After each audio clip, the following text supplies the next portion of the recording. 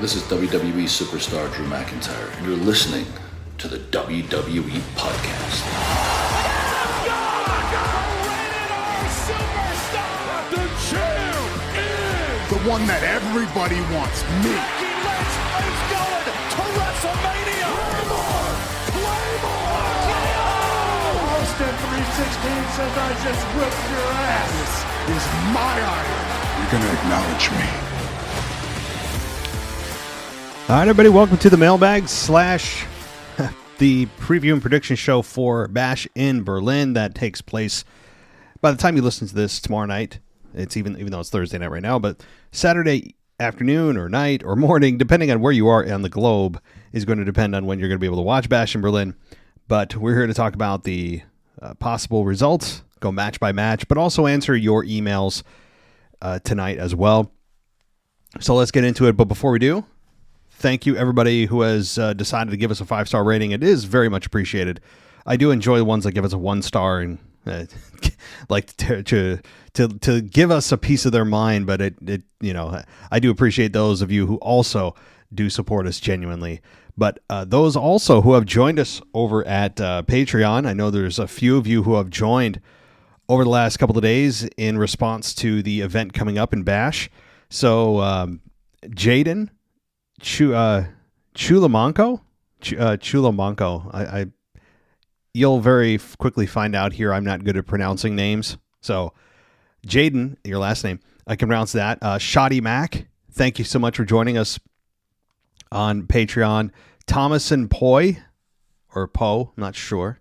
Thompson, Poe or Poy, I'm not sure which one is correct, but one of them, I would think. Thank you so much, guys. And if you want to join everybody here, Shoddy, you want to join Jaden, you want to join Thompson, and go on the Patreon side of things and go ad-free for 1 week without having to dish out a dime, then you can head out over to patreon.com/WWE podcast or go to Apple Podcasts or go to Spotify. There should be an ad-free option there too, and get yourself on there. But Patreon does offer a exclusive Discord server that you can use to chat with other patrons of the show and, more importantly, just WWE fans during the Bash in Berlin event, and it's always a good time. So, all right, let's get into it, guys. Let's get into the mailbag and start with a new patron, and this person's name is Your Mom's House. So, I love it. Okay. So he says, "Hey, Matt, just making conversation about your comment about Rhea fighting JD. I honestly think that both superstars match in strength, but in my opinion, Rhea has a big advantage on her reach.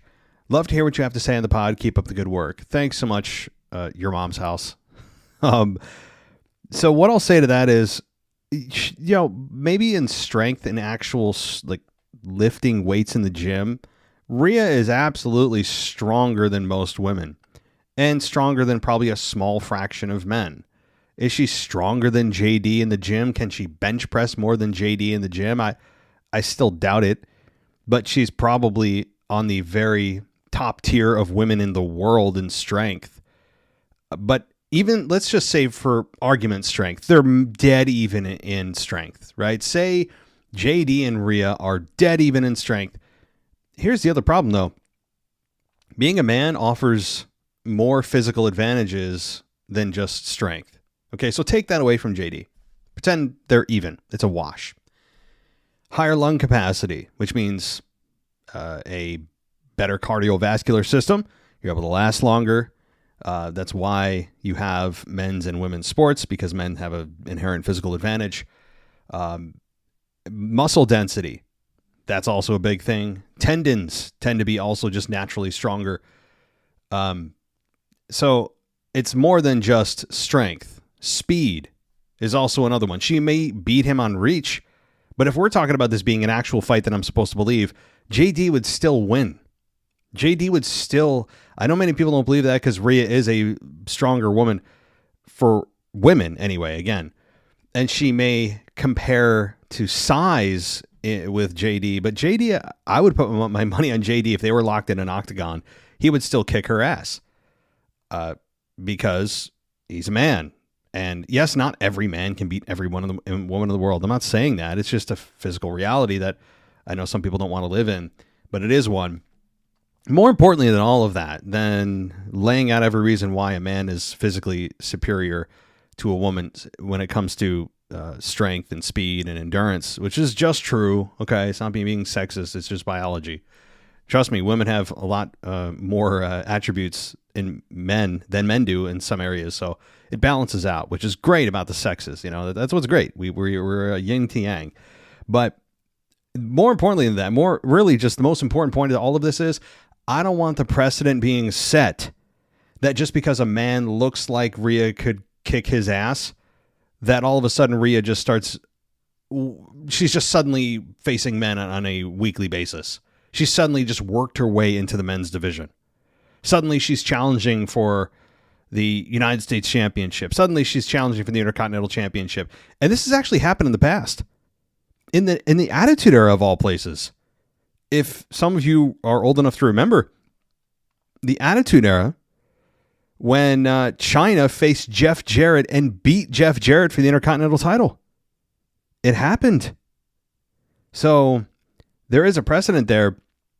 Chyna was a freak of nature. Joni Laurer, obviously, she had a tragic end, but that is not something I still would have done because it sets the precedent at a level that you don't want to go to, because all of a sudden, again, you're having men compete with women. It becomes normalized. We're all supposed to just buy into it, and I don't buy into it. That's the biggest problem I have with this. It's precedent. Women compete with women. Men compete with men. There's no need to try to blow up the system. Even if the woman looks like she could kick that man's ass, I don't care. That's not where I want to go. Because if we're going to play that game, what about a man suddenly competing for the women's title? I mean, we could get into all kinds of trouble here, right? Why is it a one-way street suddenly? But you know that Rhea Ripley is not going to take more than she's going to take 3 bumps or less, no punches, maybe a soft suplex, maybe somebody will move out of the way and she'll hit herself on the turnbuckle. There will be very minimal man-on-woman violence despite what Rhea Ripley does. She's lived through that through her whole career. She's been able to don that privilege of being a woman in 2024 on television, in which WWE is going to protect her because they have to. And women can just do what they want with no consequence, even though it's pro wrestling. It's not the UFC here. All right, let's continue. And we're going to go to Joel. And another patron says, "Hey, Matt, hope you're having a great week. Just wanted to say I was surprised how much I enjoyed the triple threat match with Pete Dunne, The Miz, and Xavier Woods. I thought The Miz looked great. I only wish that they would have pushed the story with Woods and Kingston a bit more and had Woods move on. It felt like they teased it a bit earlier in the show. If Woods had won, it would have caused more tension between the two, thus getting us closer to the glorious split of the Poo Day." Well, if you remember during the quick promo that Xavier cut, he talked about, he said nearly 10 years going strong. And the 10-year anniversary is coming up somewhat soon. The official 10-year anniversary of the New Day. And I think that's a perfect time to split them. Well, I agree. I thought Kofi and Xavier would both make it to the Fatal 4-Way. And then there'd be some tension there, but they didn't even take that road. But there's time. Thanks, Joel. Let's talk to DJ Kuzmo. He says, "Quick question. Is LA Knight issuing an open challenge for the U.S. Championship this Friday night? Since he's not going to be at Bash in Berlin this Saturday, and if he's issuing an open challenge, who could it be? I'm thinking probably AJ Styles might return, or maybe debuting a return of Giovanni Vinci, or maybe someone from Raw, who knows. Anyway, let's quickly get to the Bash in Berlin official predictions with no spoilers. So for you, Jade and Bianca versus the Unholy Union in the women's tag team titles.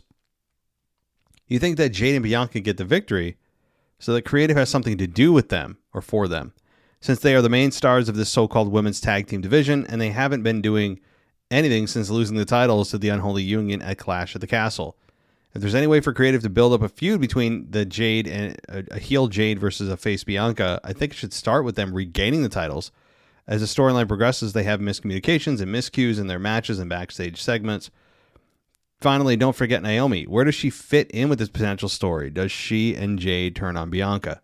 Now, all good questions, DJ. You know, there is no tag team division for the women, or at least there is when they need their one to exist. And is there a heel Jade and face Bianca? I mean, I think that's the way they'll go. But I also don't mind it in reverse, where a heel Bianca versus a babyface Jade. Problem is, I don't think they're ready for that because Jade's not ready. Jade's just not ready. She will be, presumably at some point, but she's not quite there. She's certainly got the look, as I've mentioned many times, as we all can see. But boy, I mean, she does at times leave a lot to be desired in the ring, but she does show flashes of being really good. And then there's some stumbles, and I don't know if it's nerves or just needs more time, needs more minutes in the ring in front of a live crowd and not in the performance center or wherever she's training. You know, there's nothing like the live minutes in front of live fans. They'll be the first one to tell you that. You can't simulate that. Mixed tag team match, the Terror Twins versus Liv and Dirty Dom. You're thinking the Terror Twins get the win just for the continuation of this story. The Terror Twins need this win and some needed help against the New Judgment Day. Cody Rhodes and Kevin Owens for the Undisputed Championship. Cody retains, and that's pretty much it. Yeah, that's kind of a slam dunk. There's just no way, right? CM Punk and Drew McIntyre in a strap match. All right, so you're predicting that Punk gets the victory here, as this is the rubber match between the two opponents heading into the highly anticipated Bad Blood finale in October. And fifth and finally, Gunther and Randy Orton for the World Heavyweight Championship. This has to be the main event in Berlin. Germany and I predict that Gunther retains, and maybe, just maybe, there'll be a third match heading into Bad Blood, since this matchup has gotten somewhat personal. Anyway, DJ Kuzma signing off. Enjoy Bash in Berlin. Have a great weekend. See you all in the Discord chat for Friday Night SmackDown and NXT No Mercy this Sunday. All right, we'll get to that Joe Hendry report, as always, in just a few moments. So, good stuff, DJ. I can't respond yet. I'll get to my predictions towards the end of the show. Now, let's get to Freeman, another patron. He says, I've had enough. It's time to say it. I'm completely over Jade and Bianca as a team.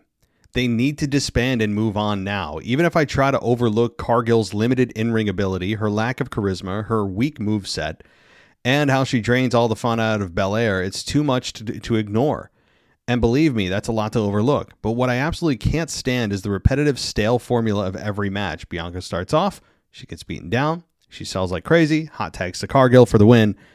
It's tired and it's uninspired. Jade is supposed to bring personality to the team, but instead this charisma vampire just repeats the same dance moves that even my 70-year-old mother does at weddings. Well, I mean, I can't disagree that they are very formulaic. Even their promos together are insufferable. Now, they are two very powerful women physically. Bianca has felt like she's taken a back seat for really kind of far too long at this point. And she's being the good foot soldier and helping out Jade. That's why she's with Bianca, also to give her the rub. But in real life, I'm sure learn from her. So there is a benefit in keeping them as a team. The problem is they're not going to split them up until they feel Jade is ready. I mean, I guess they could do a soft split. Not every team has to, every time they split, end in a rivalry or in a match. That does happen occasionally, but typically when teams or factions split up, it's meant to create new stars from said team or a faction, and it results in inter-war. But in this case, they could just split them softly, quietly. There's no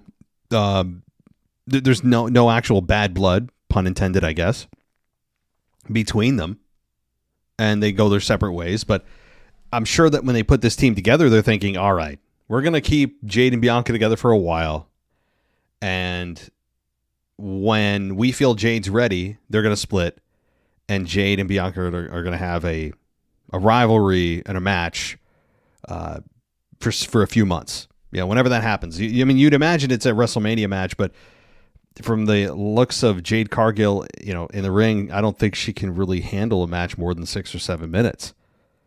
One-on-one anyway. Not physically. She's certainly physically capable, but understanding the psychology and understanding there's more to WWE and pro wrestling than just look at my body, which she's gotten away with thus far because it is very impressive, but that will wear off. So, yeah, and again, their promos are just, they're bad. They're horrible. It's cringy. It's secondhand embarrassment bad. Bianca with her, her attitude and Jade with her little quips, and it's childish. And then, you have Bianca continuing to just strut to the ring, twirling her hair at 35 or 36, 37, however old she is. It's also embarrassing. She's done that even when she's not in the team, but it's getting worse. I don't know how. I know it's her thing. It's just what she does. But if we just take 2 seconds to think about how ridiculous that is and how it really just takes her character down, it pulls it down to a childish level by doing that. But she's on her own against the world, I guess is what her song says. All right. So I can already see it coming. Jade and Bianca will win the titles, and it's such a terrible move. I'm starting to believe Jade is beyond fixing and needs to be removed from the roster entirely. In their last few matches, Jade has either been protected in defeat or handed the win. They can't keep this up. And now, with Naomi being added to the mix, how long before Jade sucks the fun out of her too? When was the last time WWE pushed someone so bad they needed 2 people to protect them, yet still got a mega push? I'm done. All right, Freeman. Well, I think you have made your point very clear that Jade is would you call her a charisma, a vampire? What was a charisma vampire? All right. Well, so I can't fully agree with her being a charisma vampire. Again, I just slam both of the women here because together they're insufferable. They remind me a lot too of like the Miz and Morrison. They're just sometimes too jokey and too over the top. Not to that level, but that's kind of the chemistry I feel is Miz and Morrison. When that was one of the worst tag teams I've ever seen. But I understand your point, but Jade has a presence. Otherwise, they wouldn't have hired her. I mean, they see something apparently that you don't, maybe that a lot of us don't. I think they see her as a future main event star in the women's division. She's not nearly ready for a women's title. She clearly is not ready for any kind of long form match one-on-one. But as far as removing her from the roster, I mean, this is where I would implore you for patience. All right. I'm not saying that she's going to be the biggest star and just wait and see. She's going to main event WrestleMania this year. No. Far from it. She could, but I'm taking a middle of the road approach. I'm on the path of it's taking her longer than we would like. We are impatient as fans. We want everything now. If we see even the slightest sign of weakness or weaknesses in a personality or promo or in ring, that person immediately sucks. And I sometimes have that reaction too, and I need to pull myself back. I think, again, you have the right to feel this way. I'm not telling you how to feel, but I would implore you for a little more patience. All right. I would agree the team with Jade, as I said, Jade and Bianca are just terrible together in terms of just the feeling I get when I see them. Not that they don't have on-screen chemistry together or that they aren't both, particularly Bianca, an incredible athlete, and Jade does have a presence, but I just think patience might be your best course here. And what is the deadline? I mean, I don't have one in mind. I would say, if by this year's WrestleMania she doesn't have a singles match, yeah, then you might be time to be concerned. But to release somebody that looks like Cargill is really difficult to do because of her look. So, yeah, I mean, you can only get so far with that. And we'll have to see. They know clearly how much she's progressing more than we do because we only see her in-ring few minutes. Perhaps behind the scenes, maybe she's kicking ass. Maybe she is. They just haven't brought it out yet. It's possible. All right. Well, Freeman, take a breath. I do feel your pain. I understand it, though. I do get it. All right, Hungry Pup, let's go. He says, "Hi, Matt. Love your show, and I appreciate your perspective. Let's talk WWE logic. I'm fascinated about your view on things that, quote, take you out of the moment. For example, you brought up KO talking about segments and breaking the fourth wall. There are so many worse things out there. Like when someone runs into the turnbuckle and gets hurt when the victim gets out of the way. Or when someone does an Irish whip, then bends over waiting like an idiot. Or people diving into the rope to catch a 619 for Rey Mysterio. Do we really accept these but get annoyed when Cody uses the word heel?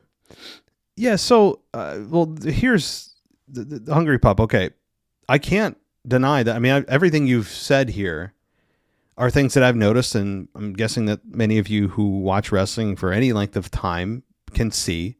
The 619, clearly they're diving to catch. I mean, really any dive that's done, suicide dive, moonsault, 619, the idea is to protect your opponent. And if you just look close enough, any kind of, diving maneuver, you'll see the opponent catch their opponent, right? Because the idea is safety.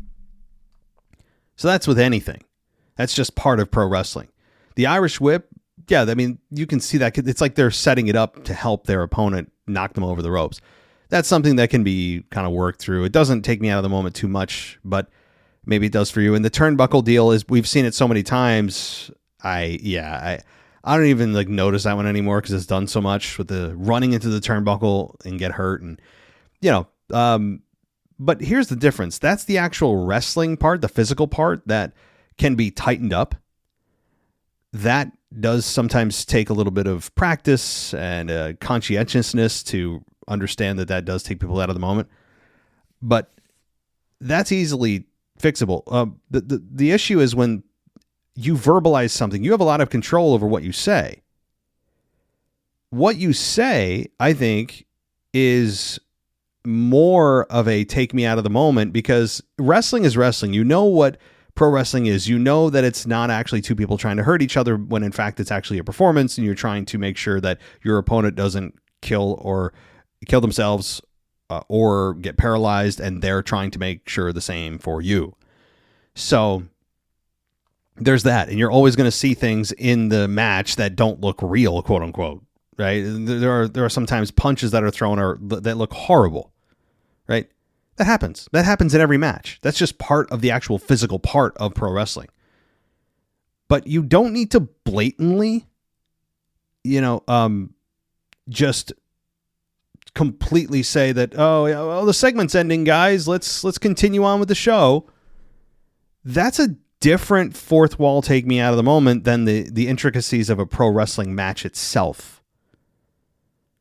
Because when you're speaking about it, you have a different part of your brain switched on than when you're watching a match. You can get into the match, but when a promo is being cut and you hear the person who we're supposed to believe is there to hurt an opponent or win a title or get revenge or whatever their motivation is, say, I better hurry before this segment ends. It's like, it's as if you're watching a movie in which the people in the movie aren't actually trying to hurt each other in real life. The good guys and the bad guys are shooting at each other. And you have the good guy saying, hold on, and they have him look at the camera. Imagine this in a movie. Have him look into the camera lens and say, hold on, guys, and have him look at his watch and be like, okay, I've got like 2 minutes. I hope I have time to go and try to pretend hurt my adversary here. Hold on. Before the intermission, give me like 2 minutes to go and try to attack my opponent, and then we'll come back after the intermission. That's the same thing. That's way worse. It's way worse to me. Because again, the pro wrestling part, the actual physical part, it can be tightened up. It can be tightened up, and the words, I think, are a little bit more intentional. And it's, to me, I know Kevin Owens is trying to relate to the fans and all that, but I don't know what the hell he was thinking there. I didn't like it. And Cody, I mean, I'm just going to ignore the Cody part, because I'm going to try to go a show without completely losing my mind over his character. I'm going to try. My brain is starting to go that road, so let's move on. All right, Kay. Another patron here says, I think you're a patron. If you're not, you're No, I think you are. All right. Well, we'll go to Kay and then we'll go to Dino. So Kay says, thank you for reading my reviews. Friday Night SmackDown was a bore. A few good spots. Though in my humble opinion, Cody with those 2 jackasses done. Number 2, not enough Tiffy time, but something is brewing with Chelsea Green. You could possibly see them turn on Piper and Nia. Number 3, Bloodline. So repetitive with outside interference. Number 4, LA Knight is good. Number 5, lots of filler. Yeah, SmackDown, again, it wasn't something that you're going to remember forever. It wasn't an all-time great episode. In fact, the majority of SmackDown episodes and Raw episodes you watch are forgettable. Like ones that you couldn't tell me if your life depended on it, what happened in detail on SmackDown like a month ago. You just can't. You may remember big moments, big storyline advancements, that kind of thing. But most of what you watch in wrestling isn't this crazy, you'll just forget. It's buried somewhere in your brain, but you can't recall it. Most people can't. Okay, Monday Night Raw. Not one of the best, but some cool things. The Terror Twins and JD feud. The Wide Six and American Made is awesome. Strowman and Bronson, I loved. Had a 90s feel to it. I would agree with that. RKO versus Gunther on Saturday is going to be awesome in Berlin. Drew and CM Punk, predictable. Rest so-so. Thanks again, Matt. Looking forward to BIB. Bash in Berlin. You're looking forward to BIB on Sunday. Oh, gosh. The acronym for Bash in Berlin is BIB. I don't know. That's probably not on purpose. All right, everybody. Enjoy BIB. It sounds horrible. All right, Kay. Thank you. Let's go to Dino. And then we'll have one more email and get to the Joe Henry report.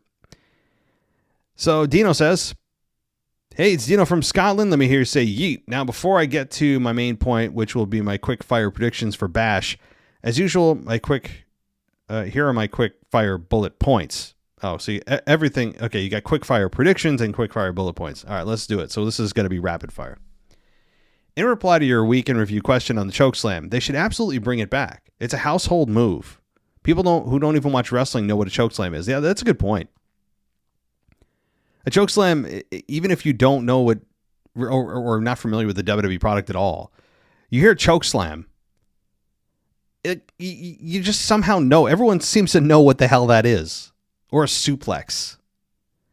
You know, again, even if you're not a fan of pro wrestling at all, you haven't watched pro wrestling a day in your life, you just know what a suplex is. You know? It's like you haven't, even anybody that hasn't ever seen a baseball game in their life at all knows what a home run is. It's kind of like the same thing with a suplex or a chokeslam. And I think the chokeslam is sorely underutilized and should be used as a finish. Now, I know Damian Priest has South of Heaven. It's like, to me, not really a chokeslam. Like, it's like a pseudo chokeslam, sit down power bomb. Like, I like his finish. Don't get me wrong. I'm not crapping on Damian's finish. I'm just saying a proper Kane/Undertaker chokeslam, I think Rhea Ripley could take. I understand she has Riptide. That's fine. She could keep it. But I really do believe with Rhea's size, it's totally believable for her to take the chokeslam finish and use it and make Riptide her signature. Just my 2 cents. For those who will be in attendance for Bash in Berlin, you must be pissed. You're probably not going. You're not getting Roman. I know in Scotland and France we didn't, but we knew there was no chance because he was on the shelf and wasn't actually active at the time, so I feel for you. Yeah, this is another Roman-less PLE. I continue to say, if you hated Roman's schedule even when he was a heel, I don't think much is changing when he's a babyface. We're so far getting exactly what we thought we would with Roman. So, sorry, Germany. I do feel for you. If you bought the tickets thinking that Roman's going to be there, my deepest sympathies. It's still possible, I guess, but think about the next PLE. Bad Blood. What better name for Bad Blood? What better feud for Bad Blood than Roman and Solo? I mean, that Bad Blood event is perfect for a lot of storylines that are shaping up, right? Drew and Punk, likely the rubber match. Solo and Roman. Potentially Cody and Randy. I don't know, just some thoughts here. But, all right. I know there were a couple of botches, but how good were the LWO on Raw? There were some pretty cool moments. I don't think we get to see them compete enough. They have the ability to put on a banger. Yeah, they do, but they're, I think not exactly a priority for the company. They're used when they need a good match and to occasionally compete for a tag title. But yeah, they do have more in them than we have seen as of late, but it just showed on Raw what they can do and reminded us what they're capable of. I would agree. Is it just me, or does the music for American Made seem a bit generic or basic? Yeah, it does. I mean, it's got a bit of Braun Breaker feel to it. It's just kind of like there should be more to it. I also think that there's a bit of a syndrome going on in pro wrestling right now that's been going on for a few years that we're all guilty of, or rather have contracted this disease, that every song must be catchy, that every entrance music must have a lingering effect to it, that it's got some kind of sing-along ability. Now, for a heel, I understand you don't usually want that, although sometimes it lends itself to happen. Like Seth Rollins, who has had this music. I think he had it even before he was a babyface, and people are still singing along to it. So sometimes it organically happens. But, not every single team or every single individual has to have that kind of sing-along ability. And we're conditioned to think that the quality of the entrance music should be up to where Cody Rhodes is, or Sami Zayn is, or Roman Reigns is, right? Randy Orton, and so on. The sing-along thing is kind of the new cool thing that fans do. All right. I mean, look, again, Randy even mentioned it on was Raw? SmackDown? Or Randy Raw. That took 15 years to sing along to his song. Bronson Reed and Braun Strowman was amazing and so enjoyable. One of my favorite matches of the year so far. I can't speak highly enough of this match and want to see it again. This was just great, man. Really good. I would agree that it completely exceeded my expectations and most people's expectations for what we thought this was going to be. I mean, when was the last time we saw a parking lot brawl like that? Now, we saw a little bit of Ricochet getting ricocheted all over the place before he left, but this was a true parking lot brawl. It felt like a video game. Did it not? Like one of those insane video game moments, crashing onto cars and off of scaffolding and all that kind of stuff. And this is just crazy. I mean, some of the bumps, like I told you, that bump that Bronson Reed took off the car onto the concrete. How he doesn't have a separated shoulder or a broken clavicle, I mean, I don't know. I understand falling from the hood of a car to the pavement isn't exactly that high, but when you have pavement as the place that stops your fall, you don't need to fall very far to do considerable damage. So that was just, oh my God. I know, again, it wasn't very dramatic, but watch it. Oh my God. All right. I thought Uncle Howdy had a solid debut on Raw, and Bo himself seems to have improved a lot in the ring, at least to the extent of, like you said the other week, even if he isn't great on his character, more than makes up for it. Boy, do I get goosebumps every time the Wyatt Six is on. Yeah, I mean, just because of Bray Wyatt. Bray Wyatt lives through this group, and they are a tributary group, and they are based in reality, and Bo just looks so much like his brother. It's crazy. Okay, let's go to your, let's see. Let's see on your bullet points. Lastly, it's back to great start times this weekend. We're over here in Scotland, only an hour behind Germany. WWE Live at a decent time is great, I have to say. Here are my quick predictions. The Unholy Union, Alba Fire and Isla Dawn, will retain, thus hopefully meaning that WWE is finally taking the women's tag team belts seriously. One can only hope. Cody will retain against KO, which will probably be the easiest one to predict if we're being honest. Liv and Dom will win with help from the Judgment Day. The CM Punk win only as this isn't the last match between these two, so got to give Punk the win here to conclude at Bad Blood. I can't see Drew winning all three, and you'll probably see, as you previously mentioned, hopefully there is a final match at Bad Blood inside Hell in a Cell, which will be carnage, chaotic, brutal, gruesome, just a complete banger. With Drew winning, thus putting an end to the rivalry 2-1 in Drew's favor. Finally, I think Gunther retains, but wouldn't mind Randy Orton shocking the world and walking out new World Heavyweight Champion. The last thing I'd like to add is that Gunther versus Randy should be the main event, as Gunther, although not at home, is going to feel like the one on home soil. Boring-ass Cody and KO can open the show. Speak to you next week. Let me hear you say, well, Dino, thank you so much. Again, you'll hear my predictions in a few moments. Okay, this is a final email. Very, very, very quick from Robert.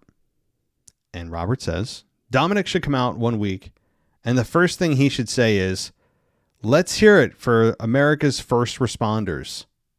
That is a great way to troll the fans. Get the fans to boo something that no one should boo or would boo. That's a sane, morally, not a morally debased person. To boo the first responders, right? Like, come out and say, let's hear it for everyone that died in 9/11, right? And before the people would realize, whoa, they'd already be booing. Of course, they wouldn't use that. That would be extreme and give a lot of negative attention to WWE. But you get my drift. And that's a good point, Robert. Have them put Dom out there and say something really quick that would make them look stupid for booing. I like it. Very, very clever, Robert. All right, let's get to the Joe Hendry report very quickly and see what's on it this week. Hello, WWE Podcast World. This is DJ Kuzmo back at it again on your Mailbag show. Record to you live on a Wednesday morning, and you know what time it is. It's time to Say his name and he appears. I believe in Joe Hendry.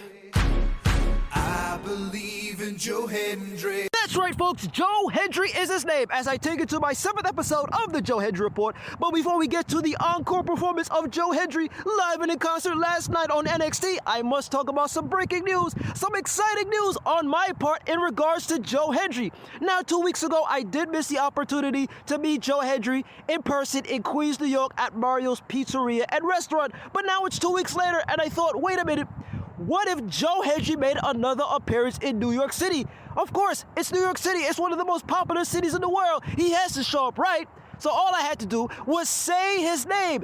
And then one day I checked on Instagram, and lo and behold, I saw that he's doing another event in New York City. And all I did was say his name. So on Sunday, September 29th, House of Glory Wrestling presents Believe in the Glory, and that is none other than Joe Hendry will be on that show, and I will be in attendance because as soon as I saw that pop up on my Instagram feed, I bought my ticket right away because I had to jump on this opportunity to hopefully meet Joe Hendry in person and most likely get an autograph, get a picture, and whatever opportunity may show and present itself, I want to be there to see Joe Hendry in person. So yours truly, DJ Kuzmo, will be going to his first indie show, Believe in the Glory, Sunday, September 29th in New York City Arena in Queens, New York. And let's see what happens. I'm just so excited. I get to see my idol. I get to see the living legend himself. The people that everybody loves, that everybody listens to his music and says his name.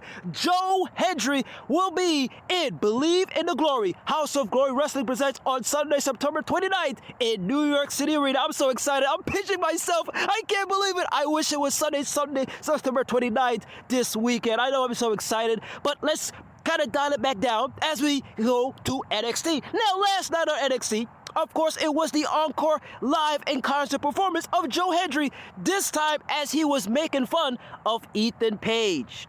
And he was saying stuff like, Ethan sucks, believe in Joe.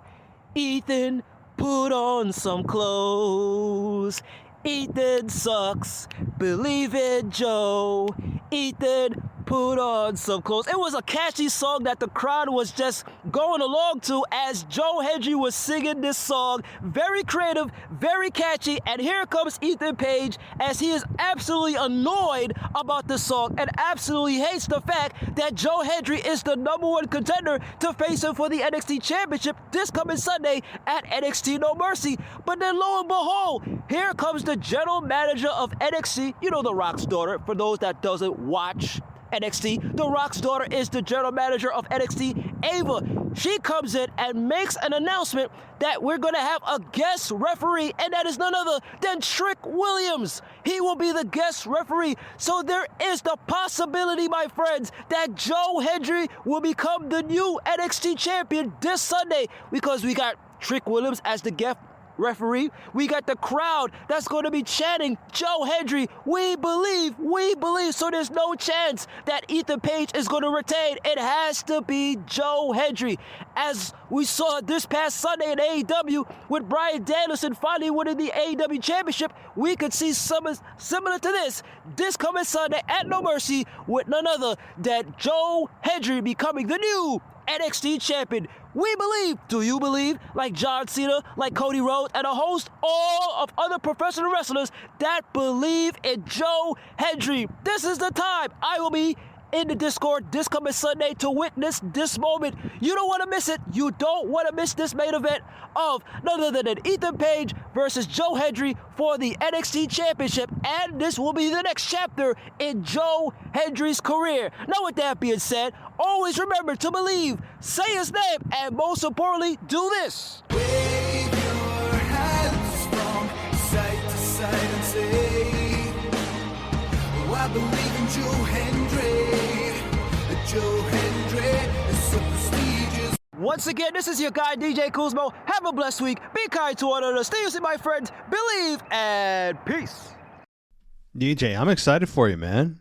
A month from today, you will be meeting Joe Hendry.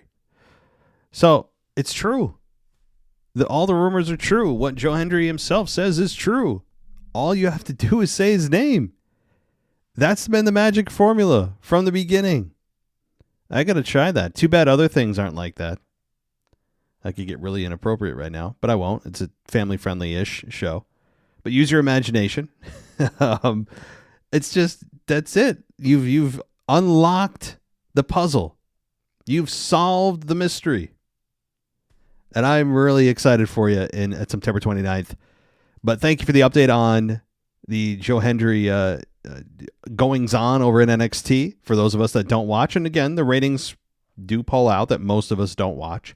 So I appreciate that, keeping us up to date on what's going on, as he eventually will make his inevitable main roster debut, potentially at the Royal Rumble. That's kind of what I'm eyeing. You know, even if he doesn't stay on the main roster, it could be just kind of a quick one-off, as Braun Breaker did a couple of times before he finally made his landing, solidified landing on the main roster. But that's what I'm eyeing for Joe Hendry, is the Royal Rumble. Probably do a massive pop. And thank you for that, DJ, and I appreciate it. One thing that for some reason you triggered me, DJ. I don't know how this triggered in my mind, but I just saw on TikTok that there is something that Stone Cold Steve Austin did say recently about his absence at WrestleMania 40 and the reason why he didn't show up. So take a listen to this. I'll do the best I can, because I'm giving the audio through my phone into my microphone, so it's not going to be the top quality, but you should be able to get the gist of this. So take a listen to what Austin said about WrestleMania 40 and 41. This past WrestleMania was the 40th anniversary, and there was a moment with The Rock and Cody Rhodes. You know, Rock with his heel turn, Cody Rhodes is bleeding, and in one of the trucks, your face was popping up. And with the new storytelling with Triple H, there was a lot of Marvel-esque theories that, oh, that means Stone Cold is going to appear. Of course, that wasn't the case. I have to ask you, how close was that to happening? Oh, it was close, and they certainly reached out to me. We had conversations, but my wife and I had some things going on that I didn't need to go to Philly at that time. And but I have said I miss that Mania, and God dang, Philly was a good town for me back in the day, and I appreciate those fans. We couldn't make it down on that one, but WrestleMania this year is in Vegas.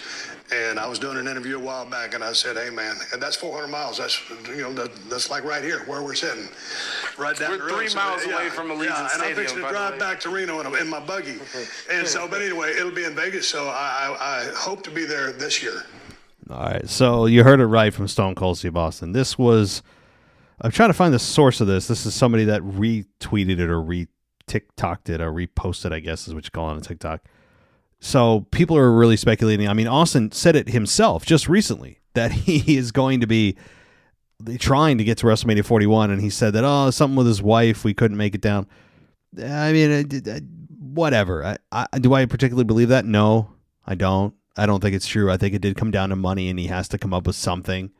From all the reports we heard, it was money, and that it didn't think that what they were giving him was what he deserved. Those were the initial reports that were all over the place. It wasn't just me and my own brain. I mean, this was on major sites as well.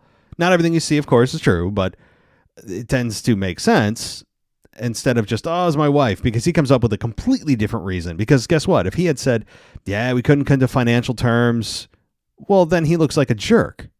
For what came down to money, you couldn't come to Mania because you weren't getting paid enough. So he looks like the jerk, and he knows that. So, particularly, do I care? No. But he essentially said, I'm going to be there at WrestleMania 41 if they'll have me. I will be there, and this time I'm not going to miss it.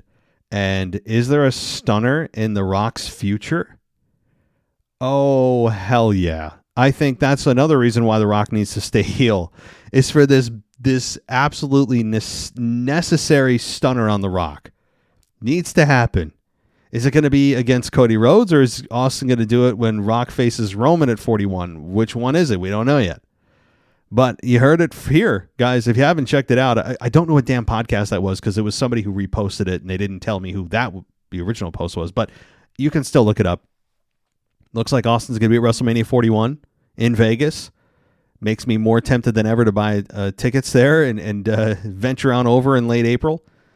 But anyway, that's going to conclude it here for the mailbag portion of the show. It's time to move on to my official predictions for Bash in Berlin. Let's start off with the World Heavyweight Championship. I'm not messing around. We'll go in reverse here. The World Heavyweight Championship, Gunther versus Randy Orton. This has been a rivalry that has been, kind of out of nowhere, like an RKO. Randy Orton was on Raw, and they clearly didn't have a big enough person for Gunther to face at the Bash in Berlin event, so they had to pull Randy Orton from SmackDown. Still no explanation as to how or why that happened. Somebody from SmackDown comes over and is able to just compete for the top belt on that brand. Again, I continue to be a stickler on that, but no one else seems to give a damn. But this matchup should be a lot of fun. I expect Ludwig Kaiser to get involved, maybe even be the reason that Orton loses. He'll get an RKO. Gunther will get an RKO. Ultimately, Randy Orton's not winning this matchup. But if it's the main event, you wonder, are there any tricks up the sleeve here? Is anything happening? Are there any big possible returns? I mean, is it too crazy to think that Brock Lesnar could be the guy that comes out at the end and just comes face to face with Gunther? Is it too insane to think that? I'm just trying to come up with something that might shock the world. Again, I give that like a 4% chance. I'm not saying it's going to happen. It's not my prediction. I fully expect Gunther as the babyface to be the one to stand tall, even though it's not in his home country. Okay, Germany is not Austria. That's why they have two different names for the two different countries. But I've said that before, and whatever, they just made Germany Gunther's home country now, but whatever. So the crowd should be, I don't think it'll be as anti-Randy as a lot of people think. I think it'll be still Gunther 60-40 against Randy, but it's not going to be overwhelming boos for Randy Orton, because Randy Orton's a beloved star. Germany, when's the last time Germany on a PLE has seen Randy Orton compete? The fans are going to be elated to see him. It's going to take conscious effort to boo Randy Orton. So I don't think it'll be as overwhelming. It's not going to be like, RVD and John Cena at ECW's One Night Stand in 06. I think it's going to be a Gunther favorite from the crowd, but not crazy overwhelming. And Germany, please, I implore you. And I know this is going to fall on deaf ears, and it goes against the culture of Germany. So, I mean, you guys do what you want, but from the viewing perspective at home, the majority of fans have no idea what you're chanting if it's not in English. Even if it is in English, the accent is sometimes tough to sift through. Please keep the chants that have nothing to do with wrestling to a minimum. All right, that's the orders coming down from the WWE podcast. So you better follow them, or else. All right, that's an order. Not even suggesting it anymore. That's a demand. All right. As I completely endear myself to the country of Germany here. But hey, I mean, you guys do what you want. I mean, I know it's WWE. It's all about volume. Just how many decibels do we have? How many decibels do we have, Trips? Oh, we're at 100 decibels. Well, what are they actually saying? Well, who cares? It's just the amount of decibels. To them, it's all about decibels and not actually what's being chanted, which is not telling the whole story. I look at it much differently. But anyway, Undisputed Championship, Cody Rhodes and KO. Yeah, I mean, I expect these two as total professionals, two absolute pros, to have a physical match, likely one that challenges Kevin Owens to turn to the dark side. Perhaps the referee gets knocked down as he does in every Undisputed Championship match since its inception. And there's opportunities for Kevin Owens to turn to the dark side. Again, the referee gets accidentally knocked down. A chair is somehow laying in the ring. Does he decide to use it? Does he not? There's going to be moments when KO gets tempted with the dark side. And I think that's the story here. Not is Kevin Owens going to win. I hate to say that with every Kevin Owens title match that he has no chance to win, but every one he's had so far, he's had no chance to win, and this won't be any different. But I think that's the story they'll tell, is teasing KO turning heel, with ultimately KO retaining. Or I'm sorry, Cody Rhodes retaining. Damian Priest and Rhea Ripley, the Terror Twins, versus Dom and Liv, mixed tag team match. This one, to me, fun. I absolutely expect the Judgment Day in full to be there and to try to screw Rhea and Damian. I think Rhea and Damian will come out on top. Will Rhea finally get her hands on Dominic? Probably. I think maybe that she'll finally get that payoff and she can move on to facing Liv for the Women's Championship at Bad Blood. That's what I think. So, and Damian Priest, maybe he gets his South of Heaven on Finn Balor. That's the payoff there too. All right, CM Punk and Drew McIntyre in a strap match. I'm with everybody else here. I think CM Punk wins to even it, to go to Bad Blood. It's a perfect rivalry in a perfectly named PLE for Bad Blood. This is going to end at Hell in a Cell. There's just no two ways about it. Now, could Solo and Roman do Hell in a Cell? I guess they could, but CM Punk and Drew, I think, is even more heated than Roman and Solo. This one has certainly been boiling over for a lot longer as well. The intensity, the violence has gotten to a crazy level. CM Punk and Drew, I expect a lot of welts to be created on both men's backs and stomachs and legs and everything else. A lot of welts, maybe even blood through the skin, which is, that's hard to do, but they're going to break blood vessels. It's going to be a brutal match, and one that I think ultimately CM Punk will win to lead to Bad Blood, potentially Hell in a Cell. I just don't know how you bring back Bad Blood and don't do Hell in a Cell.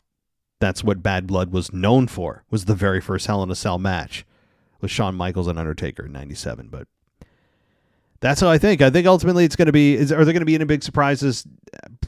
in terms of returns, probably not. Probably not. Oh, I'm sorry. The Women's Tag Team Championships. How could I possibly forget? Alba Fire and Isla Dawn versus Bianca and Jade. This one's kind of tough. I could see Bianca and Jade winning this. I'm with you guys. They probably will. And this will be the setup for Jade and Bianca to eventually split down the line. Yeah, that's my guess. And I honestly would keep them as champions because it helps legitimize the belts more than they otherwise would be. And it gives the team of Jade and Bianca, especially more importantly Jade, time in the ring. She needs time in the ring. She needs minutes in the ring, as I said.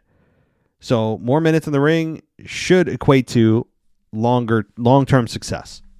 And that's hopefully what the idea is here. On the other hand, there's an argument to be made for the unholy union keeping the belts and having Jade and Bianca just softly go their separate ways with no rivalry, no turn yet. I mentioned that earlier too. There is a solution where you could have Bianca and Jade split, but there's no attack, no one turns heel. They just kind of quietly go their own ways. That does happen. And then they explore the rivalry later. So that's also a possibility. This is a really difficult match to pin down who's going to win. And of every match on the card, this is the one that you just look at and go, yeah, I'm staying away from that when it comes to betting on it. Stay away from it. Keep your money away from this match.